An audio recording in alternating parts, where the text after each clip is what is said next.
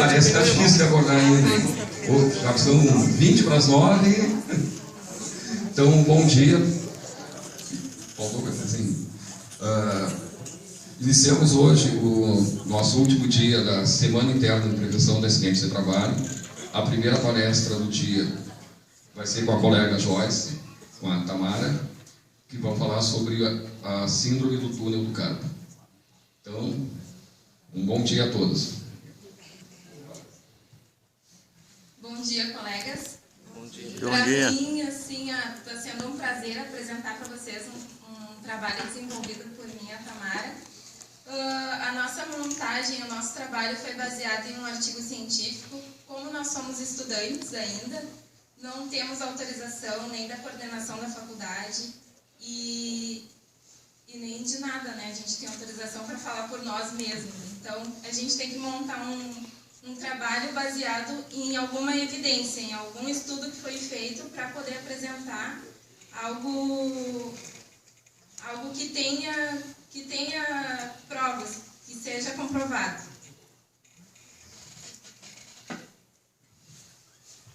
Então, bom dia, eu sou colega da Joyce. Eu queria agradecer também a oportunidade de estar aqui passando um pouco do que a gente está aprendendo para vocês. Nossa palestra de hoje então fala sobre a síndrome do túnel do carpo, que nada mais é do que a compreensão do nervo mediano. O nervo mediano é o nervo que passa, digamos, na palma da mão, dentro do carpo, que são esses ossos que ficam aqui nessa partezinha da região mais perto do punho. Então, esse nervo é o nervo que passa todas as funções que tu faz com a mão.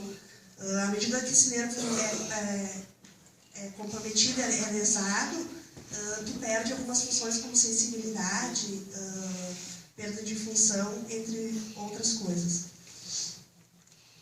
Então, só para complementar, a síndrome do túnel do carpo hoje, conforme o artigo que nós estudamos, que é um artigo de revisão, onde eles pegam vários estudos, englobam em um só e chegam a uma conclusão. A síndrome do túnel do carpo hoje corresponde a 23% das lesões de neuropatias, as síndromes compressivas. E por que síndrome? A síndrome é toda patologia, hoje considerada pela medicina, toda patologia onde ela não tem uma causa específica. Ela não tem um motivo, explicação específico para aquela patologia estar instalada no paciente. Então, a gente vai apresentar o que é o túnel do carpo. Antes da síndrome do túnel do carpo. O túnel do carpo, ele... Pode dar só mais um aí.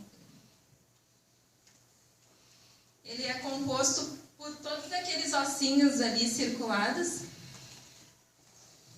No finalzinho do punho aqui, logo onde flexiona o punho e estende, a gente tem uma articulação. E depois dessa articulação, nós temos um conjunto ósseo que nós chamamos de carpo, são os ossos carpais.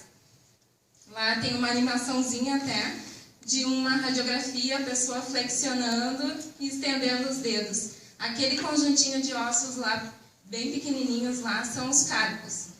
Então, o túnel do carpo ele é compreendido pela parte óssea e agora pela parte dos tecidos moles, que nós vamos ver agora.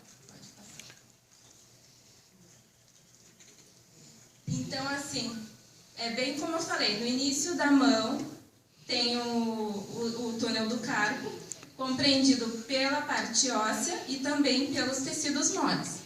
Aí lá na imagem, a gente pode ver que tem vários feixes ali de tendões e mais o nervo mediano. E por cima é como se o carpo guardasse, como se ele envolvesse todos os tendões que fletem os dedos.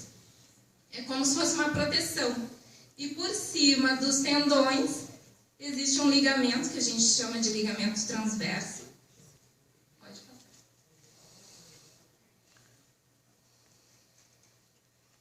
Aqui é mais uma ilustração dos tendões flexores dos dedos também.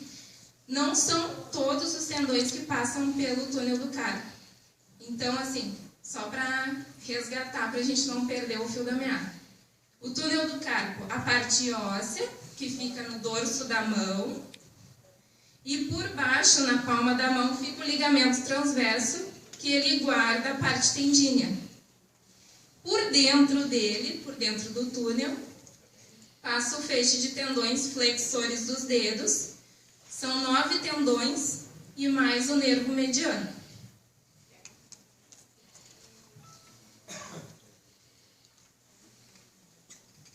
Então, aqui nessa parte a gente vai falar dos 2 fenômenos, que é a compressão mais o tendão. O que seria, uma forma mais aberta, assim, digamos que a gente tem um túnel, e nesse túnel tem um caminhão maior que o túnel. Se esse caminhão passar pelo túnel, ele vai bater. Então é isso que a síndrome faz.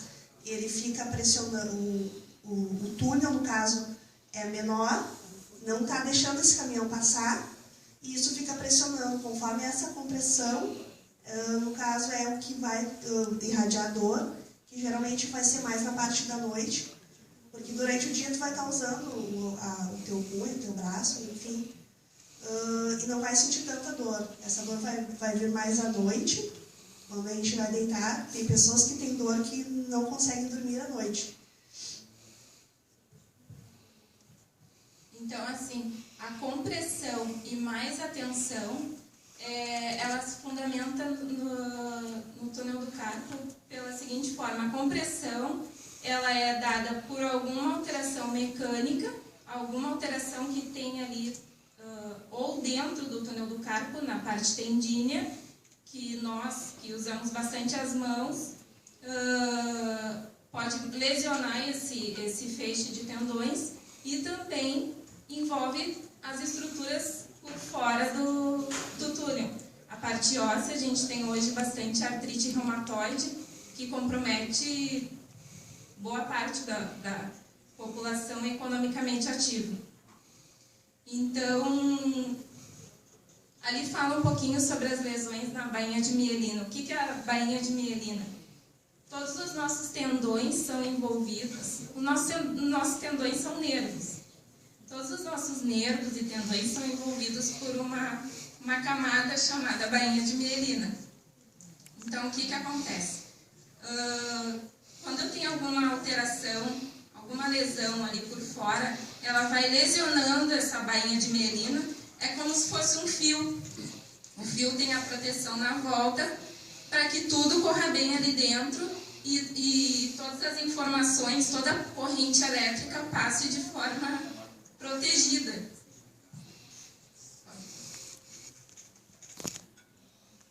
Então, assim, a síndrome do túnel do carpo hoje, ela se classifica conforme a gravidade.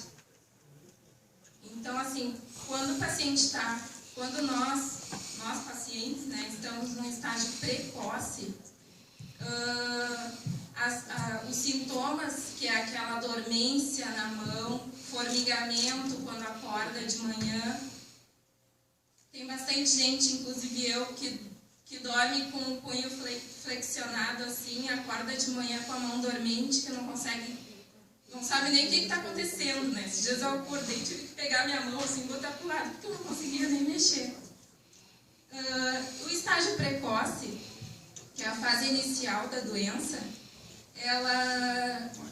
a pessoa sente dor principalmente à noite, que é onde aumenta a pressão, ocorre o acúmulo de líquidos no corpo, a gente acorda com a mão inchada também, só que ao longo do dia ele vai passando, vai aliviando esses sintomas. No estágio intermediário, pode falar estágio intermediário? O estágio intermediário, então, é o estágio onde acontecem todas essas situações que a Joyce passou, além de que tu perde 50% da função da mão, tu não consegue mais segurar objetos como uma mão que esteja 100% ativa. Ocorre também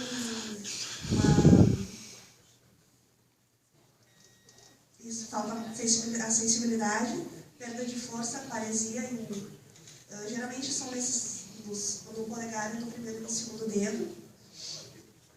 Então, assim, o que acontece?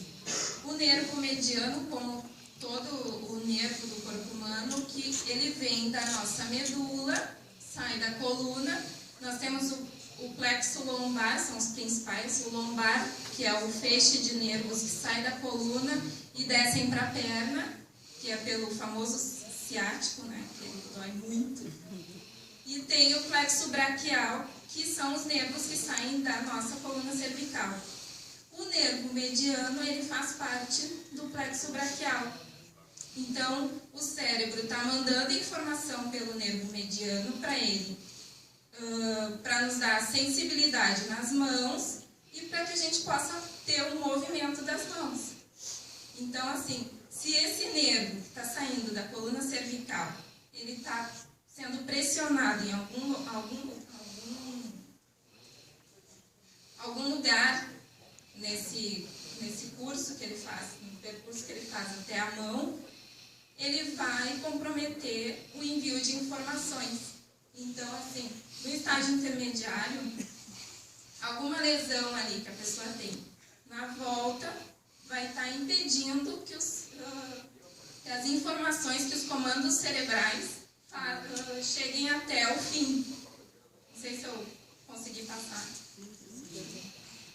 Se quiserem interromper, fazer alguma pergunta, o nosso trabalho foi montado assim, de forma bem objetiva, bem clara, mas para nós, né? Nós estudantes. Agora, se tiverem alguma dúvida, quiserem interromper, fazer perguntas, fiquem à vontade. Então, o estágio avançado é um estágio onde tu está com quase 100% de comprometimento da mão, onde tu já fez a fisioterapia, tu já fez o uso de anti-inflamatórios e não teve uma boa resposta clínica. E geralmente é a primeira conversa com um cirurgião que vai acontecer, né?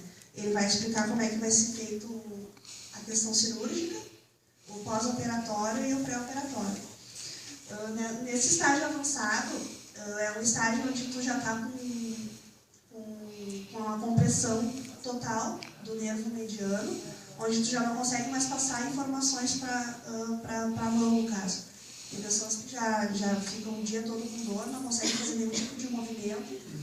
Então, em alguns casos, acontece também a dormência desde o ombro até a ponta dos dedos.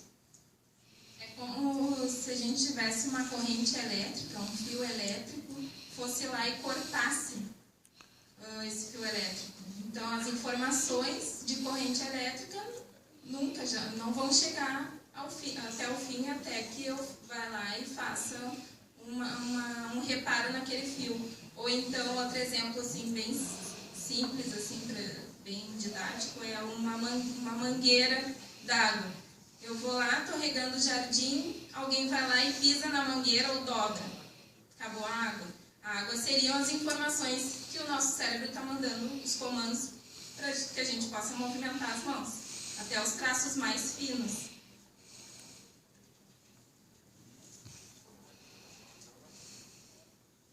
Então, assim, existem algumas classificações da síndrome do túnel do carpo. As três principais seriam a idiopática, que é sem nenhuma causa específica. Hoje, a síndrome do túnel do carpo, na parte mecânica, ela não representa tanto em números quanto a idiopática. A idiopática hoje, ela envolve o sexo, até se a gente observar, anatomicamente falando, as mulheres são bem mais...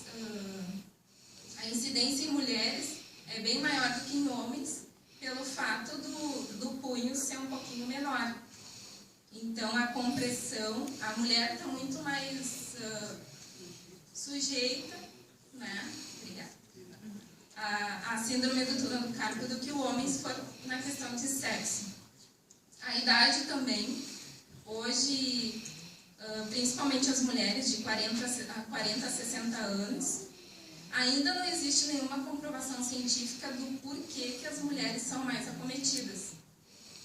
Mas alguns estudos foram feitos sem chegar a nenhuma conclusão específica, mas foi relacionado Então, assim, a mulher, ela perde a função da tireoide, os hormônios já não são mais na mesma quantidade e prejudica, porque os nossos tendões e nervos é toda uma base de vitaminas e hormônios produzido pelo nosso corpo. Então, se tem alguma disfunção fora daquilo ali, vai afetar lá e o meu tendão, meu nervo, vai ficar acometido. Essa seria idiopática. No caso da síndrome do túnel do carpo secundária, ela provém de algumas doenças específicas ou de alguma causa específica, não em primeiro plano. No caso de pessoas com diabetes, pessoas com doenças de gota, pessoas hipertensas, dentre outras doenças, causam essa síndrome. Pessoas, geralmente por causa da retenção de líquido, no caso da gota e da hipertensão também. No caso da diabetes. O secundário envolve também lesões na volta do túnel do carpo, onde eu já falei, a artrite reumatoide, cistos, variações anatômicas. Nós passamos aqui que os tendões têm que passar são 9 tendões que passam por dentro do túnel do carpo e mais o nervo mediano. Agora tem pessoas, né, que eu acho que a Tamara é uma delas, que não tem um nervo. Na aula o professor pediu para palpar o nervo, a Tamara não encontrou, a linha ele encontrou. Existem variações anatômicas onde o nervo mediano pode passar por fora do túnel do carpo. Ou então, algum daqueles tendões flexores dos dedos, ele atravessa aquela... Volta naquela imagem onde que... pode ser assim. Ou então, algum tendão atravessa o ligamento transverso ali que une, que protege aquele feixe de tendões ali. Pode ter um que passa ali no meio. Assim como nós temos as variações do piriforme, que é o músculo que fica bem profundo ao glúteo, tem variações ali que a pessoa tem dores fortíssimas no ciático. Até gostaria de trazer a próxima vez a lombalgia para falar. Existem variações no ciático, onde a pessoa tem dores fortíssimas. O ciático ele tem que passar por trás do músculo piriforme. Agora, tem muita gente onde o ciático atravessa o músculo.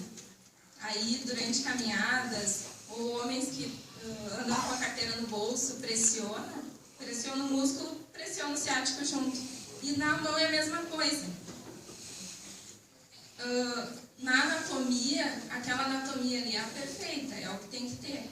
Só que o que acontece? Essas variações também podem dar dormência, pode ter dor, e às vezes a pessoa vai na ortopedia, já estão com aquele kit pronto lá esperando a gente para dor, o kit ou o atestado assinado, e a gente sai de lá, fica em repouso, vai aliviar os sintomas, só que daqui a pouco vai voltar, porque eu tenho uma alteração ali. Eu tenho que ver onde é que está o problema para poder tratar, e não ir lá tomar um remédio, né, tomar um anti-inflamatório, que eles adoram dar nas ortopedias, emergências, né? Tudo bem, gente, assim, a gente vai na emergência, mas depois vamos procurar saber qual é a causa, de onde é que vem a minha dor, por que eu comecei a sentir, porque muitas vezes não é de causa mecânica, não é do trabalho.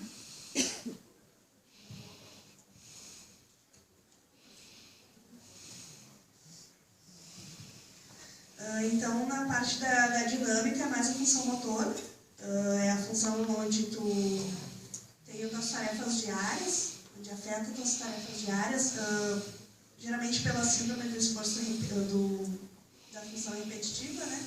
Que é quando tu faz muitos movimentos repetitivos durante, digamos que a gente trabalha 8 horas, durante as 8 horas tu faz o mesmo movimento, ou flexão, extensão, desvios. Então, isso é uma das principais causas da síndrome do túnel do carpo dinâmica. É a parte motora, comete a parte motora. Então, o que digamos, aqui, a maioria do trabalho aqui vocês carregam caixas e separam cartas, enfim. Esses são movimentos repetitivos, né? Que é uma das principais causas hoje da síndrome do túnel do carpo. Digamos que dentre essas três opções que a gente trouxe, essa é a que mais acomete a população hoje em dia. Mas como evitar essas causas? Então, assim, por exemplo, quem trabalha no computador, ter o apoio do mouse, tentar manter o punho na posição neutra o mais tempo possível. Evitar de ficar com o punho flexionado. Hoje em dia também a gente anda bastante com o celular. Anda assim, ou assim. No computador, eu já vi colegas trabalhando assim, ó. Ou seja, apoia os cotovelos, meu punho está flexionado. Por isso que causa o cisto. Também. O cisto daí é uma alteração por fora que vai, futuramente pode, se ele aumentar, futuramente ele pode pressionar o nervo. Também. Então, tudo que acontece no punho, tudo que eu faço fora da posição neutra, que seria retinho assim, o meu nervo está passando informações tranquilamente e os tendões estão todos, né, como é que eu vou chamar? Com as dimensões que tem que ser. Agora, qualquer movimento que eu faça repetitivo, isso são meses e anos, né? Não é um dia que eu vou ficar ali, amanhã eu tô com a síndrome do túnel do carpo. Como é que eu faço no nosso trabalho, Joyce? É difícil, né, evitar. É difícil. É difícil, mas não é impossível, como eu falei na palestra. Tem que fazer o exercício antes, né? Tem o exercício da bolinha, né? Tem o alongamento. E da bolinha também. Tem o alongamento, tem o da bolinha, mas também tem muito cuidado com o da bolinha, porque eu estou fazendo força com os flexores dos dedos. Então, assim, a bolinha é indicada quando a gente for fazer fisioterapia. Porque se eu pegar ali a bolinha... Não, o movimento... pegar a bolinha todos os dias. Tem que ter jeito, né? Não é só para quebrar o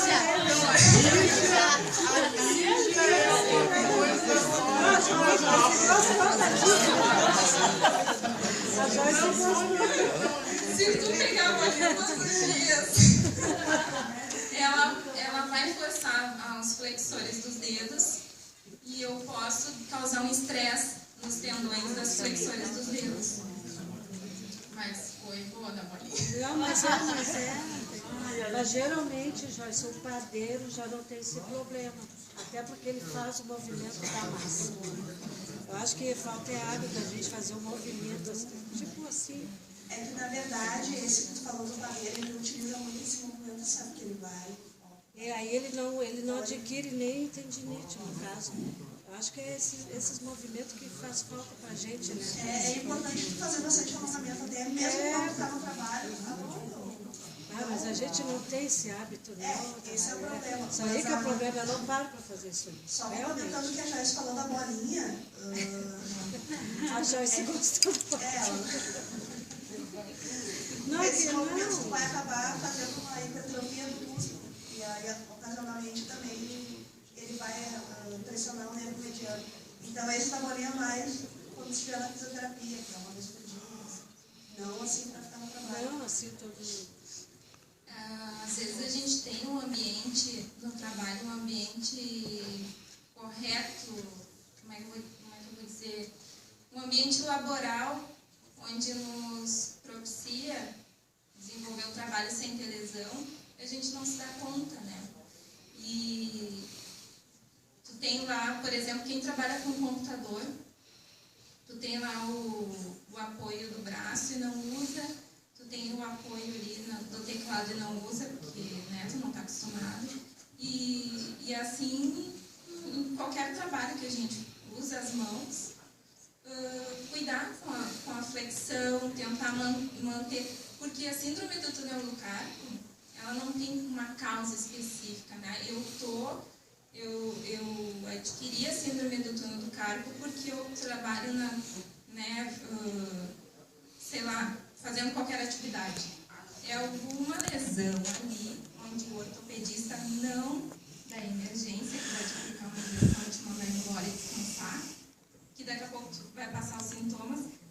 serviço específico, um profissional bom, que vai investigar qual é a causa da tua compressão do nervo mediano. Qual é a estrutura ali na volta que está envolvida com essa compressão. E é bem difícil. Depois que passa os sintomas, a gente vê colegas com tala, onde vai na emergência, o médico manda tu usar a tala ali 10 dias, uma semana, tá com a tala, obviamente vai parar de comprimir o nervo mediano, os sintomas vão desaparecer, que é o formigamento, a falta de força. E aí vai, quando vê, já agravou, né, já tem uma perda, já tem uma lesão ali inflamatória, um processo inflamatório que atingiu o tendão. E dependendo do paciente, dependendo da pessoa, o tendão ele custa regenerar, custa muito. E aí muitas vezes pode levar meses e anos até a pessoa conseguir os movimentos e sensibilidade da mão novamente.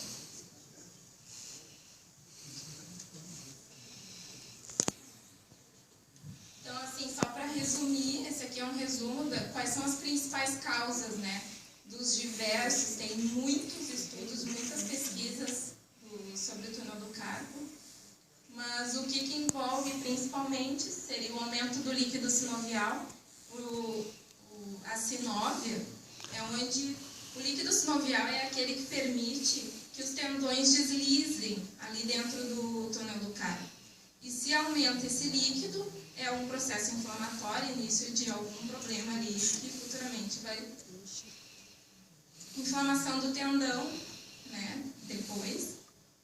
Retenção de líquido na gravidez, principalmente.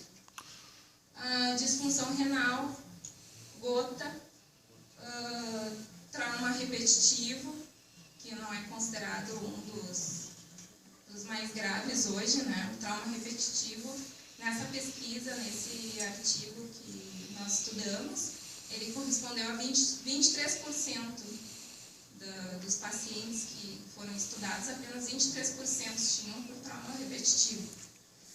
Por infecção, poliartrite, né, que são a infecção nas articulações, então toda a junção óssea que nós temos no corpo, ela vai infeccionar e vai dar problema, e também os ossinhos entre os ossinhos do túnel do carpo. E diabetes, que daí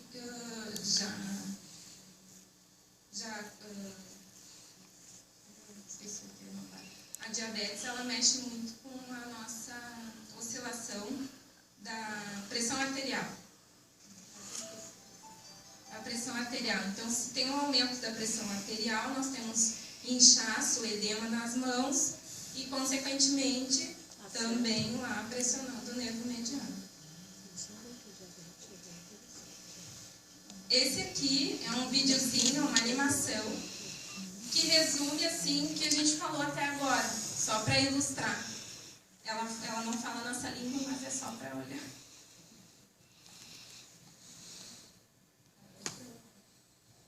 Então, ali, ó. Aqui em cima, que é ali a pessoa já está sentindo o formigamento. O nervo ali está sendo comprimido. Esse aqui é o ligamento transverso e embaixo estão os tendões, os flexores dos dedos, e esse escuro é o nervo mediano já bem dilatado, com as suas dimensões já alteradas. Esse cortezinho é o que o médico faz quando a pessoa já está com... Pode repetir, se parar. Ele vai repetir sozinho. Então, assim, quando a pessoa já está num processo bem avançado, com perda de função motora, perda de sensibilidade, a dor é constante, passa o dia inteiro com dor, não aguenta mais, o médico especialista marca a cirurgia e esse ligamento que fecha, que protege todo o feixe de tendões dos flexores dos dedos, ele faz uma incisãozinha e vai ali, corta o ligamento para que alivie o nervo mediano. Que ele já não aguenta mais estar ali esgoelado, não tem mais o que fazer, o paciente já está sofrendo. Vão para a cirurgia e corta o ligamento transverso que tem aqui na palma da mão.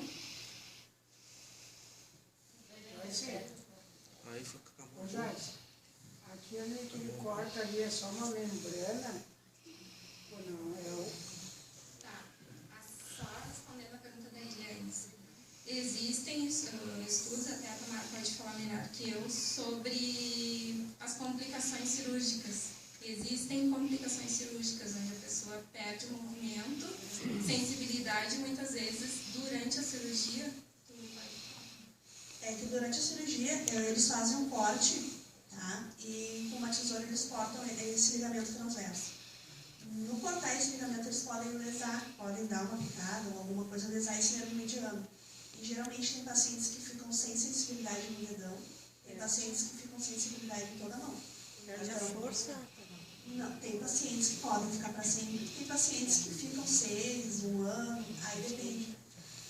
Alguns lesa mesmo e não volta mais a sensibilidade, mas alguns voltam depois de 3 meses. Geralmente quando é dedão, assim, ele volta depois de uns 3 ou 4 meses. Mas isso tudo o cirurgião explica, quando vai fazer a consulta, explica quais são os riscos. Como toda cirurgia tem riscos, né? Tem risco até de ir lá e fazer e dar óbito. Mas são riscos comuns, que é a neuropraxia, que é esse aí que dá assim, essa perda de sensibilidade no dedão ou na mão no fio. Mas tem esse risco de fazer o procedimento e lesar o nervo mediano.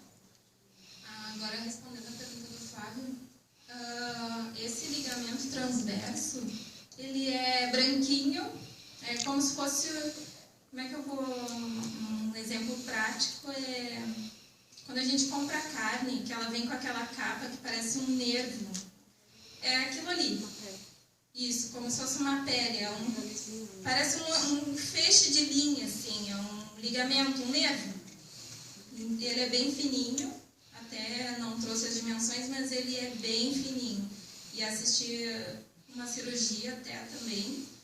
Eles fazem a cisão, sai muito, sangra bem pouco, assim, é super rápido. Ele faz um cortezinho ali, ele é tão fininho que ele já solta ali o nervo, o nervo respira, né?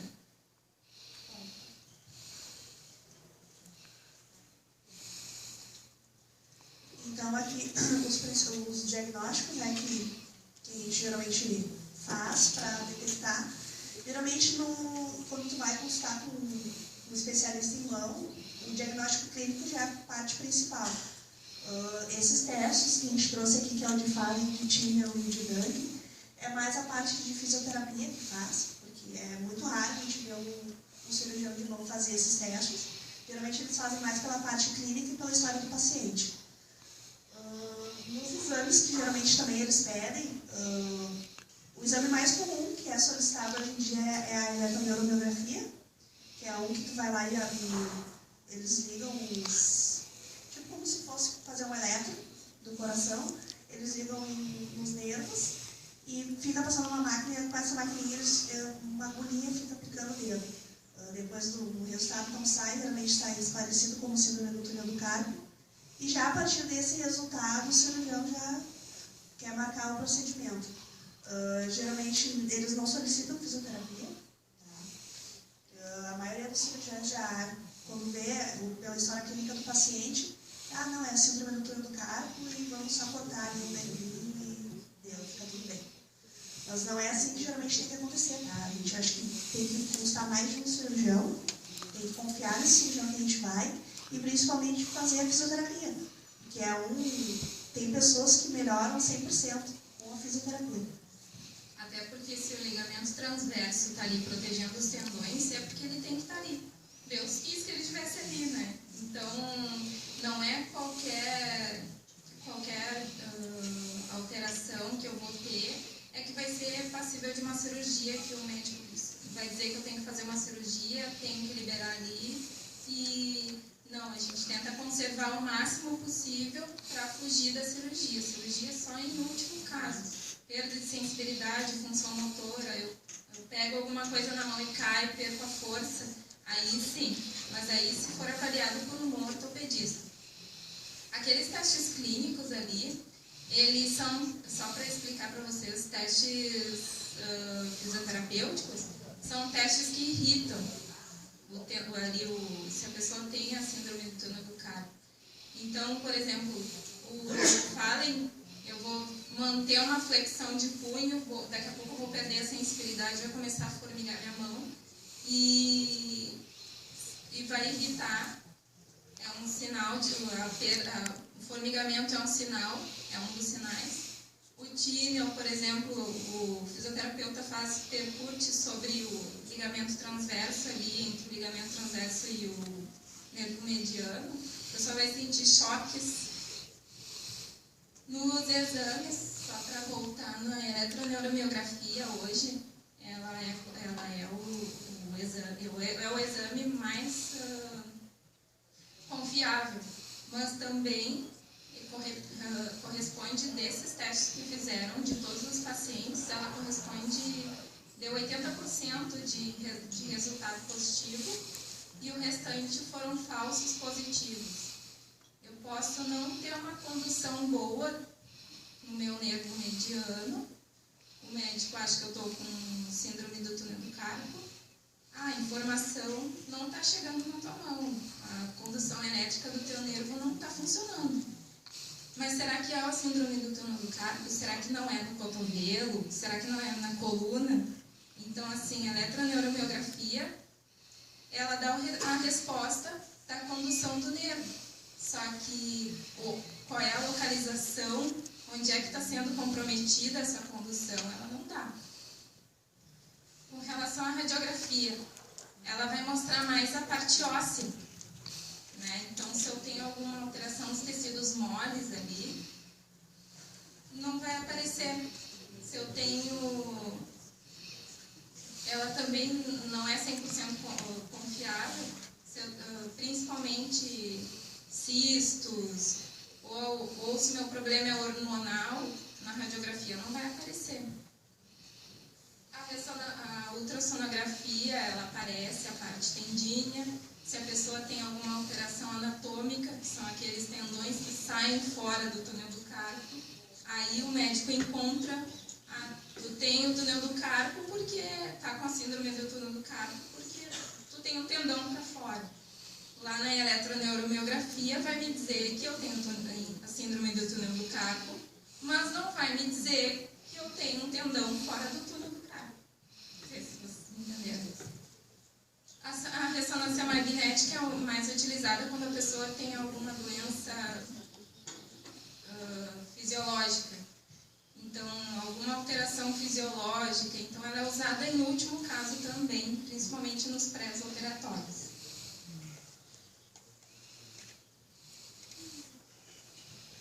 Então, agora a gente vai falar do tratamento conservador versus o tratamento cirúrgico.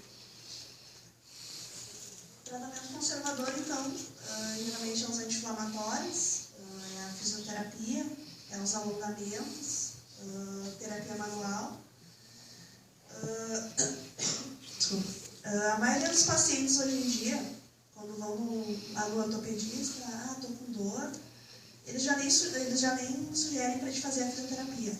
Eles já vão dizer, tu vai lá, vai fazer 10, 20 sessões e não vai adiantar. Então, a maioria dos pacientes quer resolver o problema logo. Então, já chega lá, não, estou com muita dor, eu preciso resolver isso logo. Aí o ortopedista diz, não, então a gente faz um quartinho aqui, a gente fica ali um mês em casa e depois já volta a trabalhar. Então, para muitas pessoas é mais prático chegar e fazer esse procedimento do que ir lá e fazer 10, 20 sessões de fisioterapia e talvez não melhore, porque é um tratamento paliativo, como a cirurgia também é um tratamento paliativo. Pode ir lá, cortar o teu ligamento e ficar 1, 2 anos e depois voltar de novo.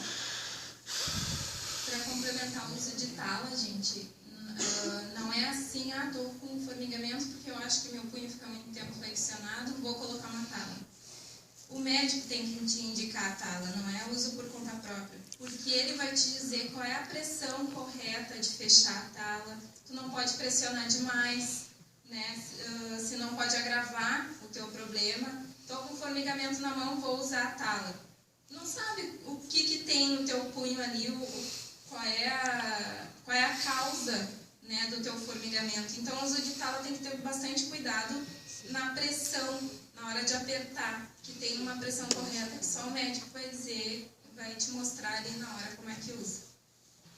Até mesmo a questão dos anti-inflamatórios, que nem já se passou da não é, estou com uma dor aqui, acho que vou lá, vou tomar um anti-inflamatório.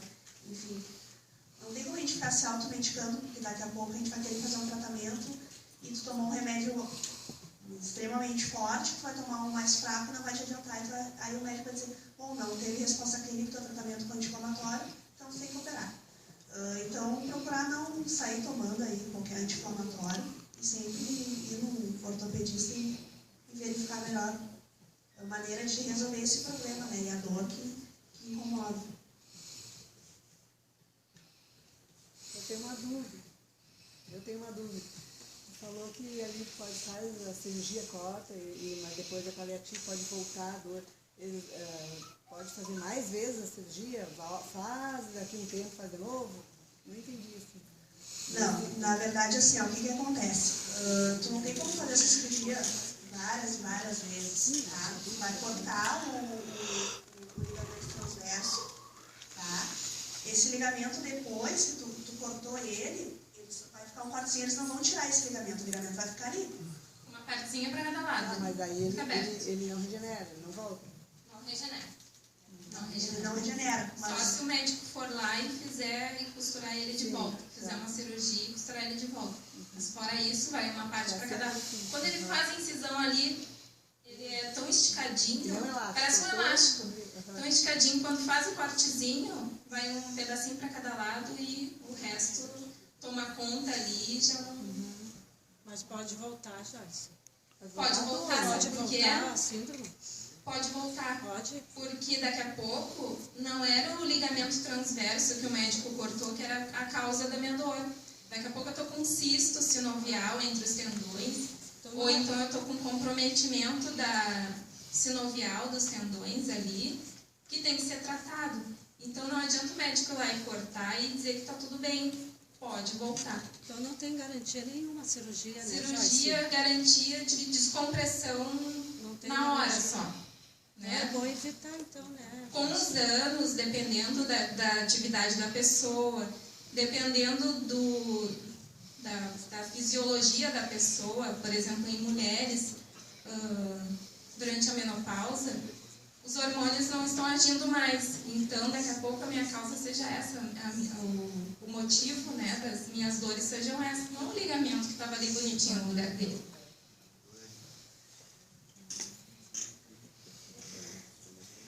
Ô, Joyce, tem alguma alimentação que pode amenizar esse problema? Não tem a nada comprovado. Nada comprovado ainda. As únicas indicações são procurar os especialistas, né? No caso da mulher, procurar um bom ginecologista, procurar um endocrinologista, uma reposição hormonal. No caso dos homens... Mas a reposição hormonal já não é mais indicado para mulheres, né? Isso. Aí o especialista que vai avaliar cada caso vai ser um caso. Isso. Então, esses aqui são os casos onde são indicadas a cirurgia. Quando o paciente não aguenta mais, está com muita dor, está comprimindo, está perdendo força, a vida está atrapalhando a vida diária, os trabalhos diários da pessoa. Só colocando aqui o que a Joyce falou, lembrando que é sempre bom a gente ter a opinião de mais de um especialista. Porque às vezes tu já chega num de cara e ele já fala, não, a gente tem que operar, tu vai no outro. Não precisa, pode fazer fisioterapia. É bom evitar a cirurgia, né, Tamara? Geralmente é bom evitar a cirurgia. É o caminho certo. A cirurgia é o último caso, assim, quando já não, a dor é intolerável mesmo, tu já não aguenta mais. E ter todas as provas que é mesmo aquele ligamento que está te atrapalhando, que está te causando a síndrome. Fora isso, é bom evitar, né, então, a cirurgia. No último caso mesmo. Né, no último caso. Daqui a pouco eu só durmo com o punho flexionado e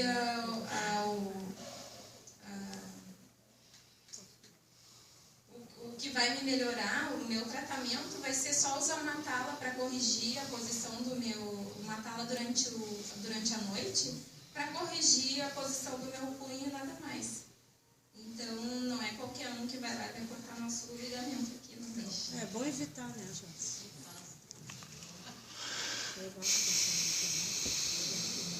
Gente, gostaria de agradecer, assim, foi um prazeraço, assim, passar para vocês o nosso trabalho que a gente montou com bastante carinho.